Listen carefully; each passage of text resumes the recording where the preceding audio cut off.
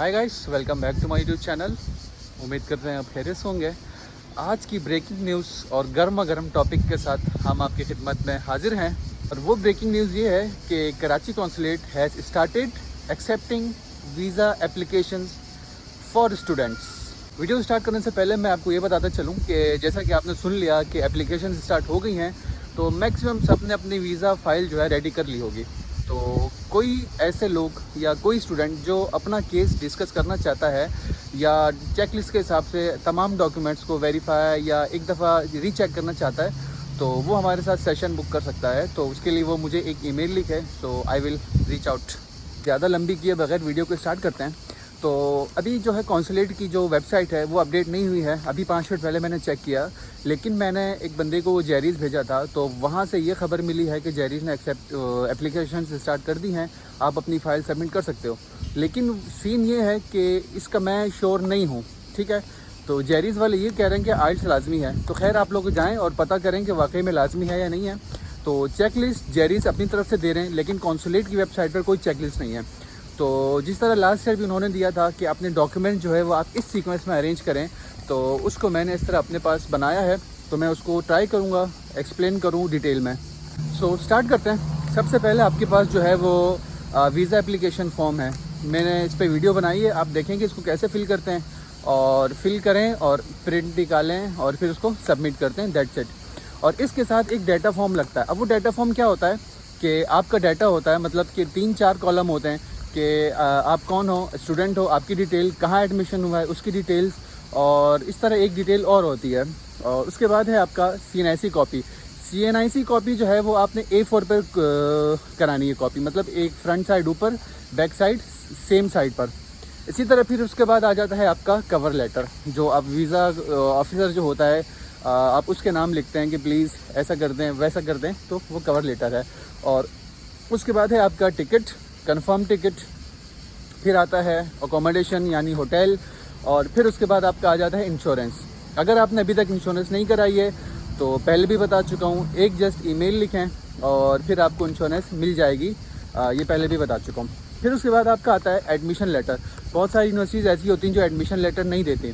अगर admission letter नहीं है तो एक्सेप्टेंस लेटर कहते हैं कोई। अगर वो भी नहीं है तो जिस ईमेल में उन्होंने ये बताया है कि आपका एडमिशन सिक्योर हो गया है, तो आप जस्ट उस ईमेल का प्रिंट निकालें और साथ में अटैच कर दें। उसके बाद आपका जो है वो प्री इनरोलमेंट समरी आ जाती है। प्री इनरोलमेंट समरी के बाद आपका सीमिया, अगर SOC मांगा है तो ठीक है SOC, अगर कंपेरेबिलिटी वेरिफिकेशन दोनों मांगा है तो फिर दोनों। फिर आपके तमाम एजुकेशनल डॉक्यूमेंट्स आ जाते हैं। एजुकेशनल डॉक्यूमेंट जो हैं वो फ्रंट और बैक आपने दोनों अटैच करने हैं, और उन तमाम डॉक्यूमेंट्स को आपने अटैच कराना है। कहाँ से वो आपको पता है, बोर्ड से, बोर्ड के बाद IBCC से, फिर HEC से, और सारे डॉक्यूमेंट्स फिर मोफा से। और अगर आपकी यूनिवर्सिटी जो है डॉक्यूमेंट्स की ट्रांसलेशन भी रिक्वायर करती है तो आप ट्रांसलेशन भी अटैच करें, वैसे ये इतना लाजमी नहीं होता। और उसके बाद फिर आपका ट्रांसलेशन प्लस आइल्स की कॉपी। अब ये आइल्स पे थोड़ा सा गड़बड़ है, थोड़ी कन्फ्यूजन है, ये आप लोग जाएँ इसको कन्फर्म करें। और फिर आपका आ जाता है स्पॉन्सर फॉर्म। अब ये स्पॉन्सर फॉर्म और मैंने शुरू में जो बताया डाटा फॉर्म, ये दोनों जेरीज़ में अवेलेबल होते हैं। आप जस्ट जाएं, वो आपको देंगे और आपने वो फिल करके हाथ के हाथ सबमिट कराना है। स्पॉन्सर फॉर्म के बाद आपका आ जाता है स्पॉन्सर का एफिडेविट, जिसमें आपके स्पॉन्सर ने ये बताया होता है कि मैं इसको स्पॉन्सर कर रहा हूँ। स्पॉन्सर एफिडेविट के साथ आपने साथ में लगाना है स्पॉन्सर की ID प्लस कॉन्टैक्ट डिटेल्स। और फिर उसके बाद आपका आ जाता है 6 मंथ्स की बैंक स्टेटमेंट, 6 महीने की बैंक स्टेटमेंट। और इस बैंक स्टेटमेंट के साथ साथ अकाउंट मेंटेनेंस सर्टिफिकेट, AMC कहते हैं जिसे, जिस बैंक में आपका अकाउंट है आप उनसे स्टेटमेंट मांगेंगे, वो आपको स्टेटमेंट देंगे। साथ में उनसे ये भी कहें कि हमें अकाउंट मेंटेनेंस सर्टिफिकेट दे दें। उसका ये होता है कि इससे पता चलता है कि आपका अकाउंट जो है रनिंग है और चल रहा है। और उस AMC पर जो ब्रांच मैनेजर होता है उसका साइन भी होता है। लास्ट ईयर इस पर भी ज़रा सा इशू बना था। और यहाँ पर इन्होंने जेरीज़ ने ब्रैकेट में ये बात मेंशन की है कि आपका जो बैंक अकाउंट होगा, बैंक स्टेटमेंट जो है वो पिछले 10 दिन की होनी चाहिए। अगर आप कोशिश करें 1 या 2 दिन पहले की फ्रेश बैंक स्टेटमेंट जमा कराएं, ज़्यादा अच्छा रहता है। और उसके बाद जो है वो स्पॉन्सर के सारे डॉक्यूमेंट्स, अगर बिज़नेस है तो बिज़नेस डॉक्यूमेंट, जॉब है तो जॉब के डॉक्यूमेंट्स, जो भी है वो सारे डॉक्यूमेंट्स लगाने। फिर उसके बाद आपका आ जाता है नादरा के डॉक्यूमेंट्स। नादरा में आपका FRC होता है। अगर कोई मैरिज है तो मैरिज सर्टिफिकेट या निकाहनामा जो होता है वो लगाएं। जो नॉर्मल है वो FRC चाहिए होता है। और उसके बाद जो है पासपोर्ट कॉपीज़, पासपोर्ट पहले 2 पेज, शुरू के 4 पेज और लास्ट के 2 पेजेस, ये 6 पेज आपने सबमिट कराने कॉपी करा के। उसके बाद आपके सारे एजुकेशनल डॉक्यूमेंट जो हैं वो अटेस्टेड और वेरीफाइड होने चाहिए। और पासपोर्ट जो है वो आपका, अगर एक से ज़्यादा पासपोर्ट है, पिछला कोई पासपोर्ट है वो भी साथ आपने सबमिट कराना है, और अभी का पासपोर्ट वो भी सबमिट कराना है। और यहाँ पर इन्होंने पासपोर्ट साइज़ पिक्चर 4 मांगी हैं, 4 चाहिए होती हैं। उसके साथ इन्होंने रिक्वायरमेंट्स भी बताई हैं कि पासपोर्ट साइज़ पिक्चर की क्या रिक्वायरमेंट्स होनी चाहिए। तो वो रिक्वायरमेंट इन्होंने, आप देख लीजिएगा जेरी जाके, 3:3.5 इंटू 1.5 ये इमेज रेशो है।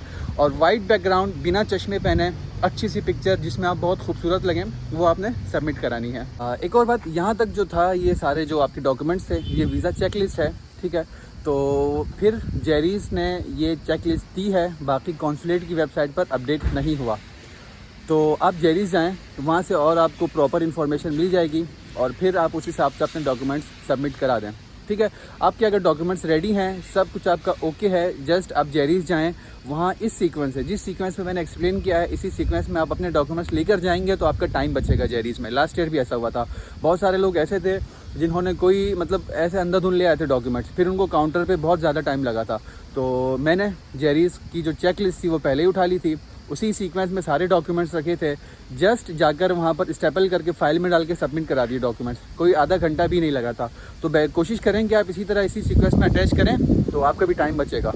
वीडियो एंड करने से पहले एक और चीज़ आपको बताता चलूँ कि इंश्योरेंस का मैं आपको पहले बता चुका, और अगर उसके अलावा अगर आपने अपना केस डिस्कस करना है, आपने कोई चीज़ पूछनी है, तो just write me an email, तो इसको हम डिस्कस कर लेंगे।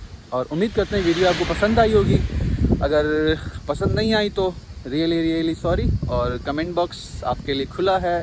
Don't forget to follow me on Instagram, subscribe the YouTube channel. चाओ।